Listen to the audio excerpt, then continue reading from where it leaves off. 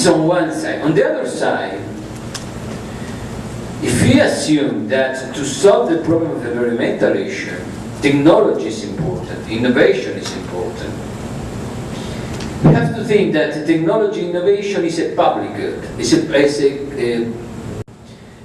a global good, that not all of the people participating in the world, not all of the countries can accept this good.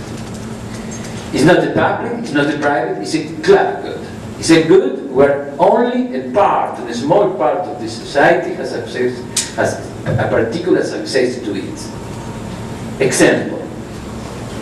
If we want to solve the environmental problems at the global level, you need to use technology. If you need to use technology, for example, you need to use biotech. Biotech is controlled by intellectual property rights, by patents. And patent is controlled by private agents. Private agents, if you take a picture of this, it's only a small group of firms, of peoples and countries. It's a club good. You have an enormous contraposition that you have there between what is a public good as an environmental issue and the private argument that is the use and the access to technology. How we can explain to Paraguay that the forest in Paraguay is very important for the whole of community? And I want to say to Paraguay 2 times, and you say, Paraguay, you have to take care of your environment because your environment is important for the whole community in the world. However, Paraguay, if you want to technologies, you have to buy the technology to me. You know that the thing is the more contradiction word that we can have in our faith. Come on!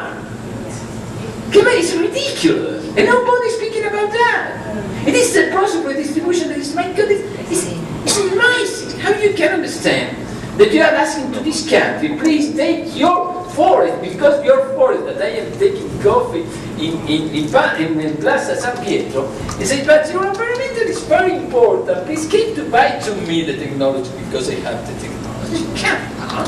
And this is a clear redistribution process. You have to be very careful about that. This is the first one type of redistribution. It is new.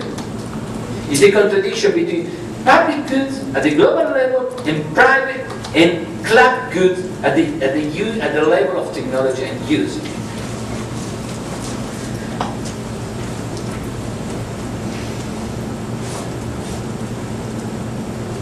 Another important argument is the more, I think it's going to be to continue like that, because this is the distribution in terms of technology for the future. I think this is an important argument. The reason another redistribution has to do with economics and technology. The path dependence process that we have in the distribution of resources, if you want, of income, if you want, of growth in the last point.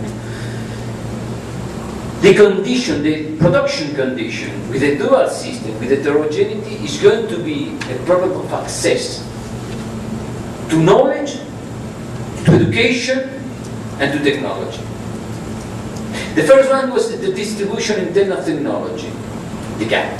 This one is the distribution of processes in terms of technology and economic system and development performance. This continues to be an important gap.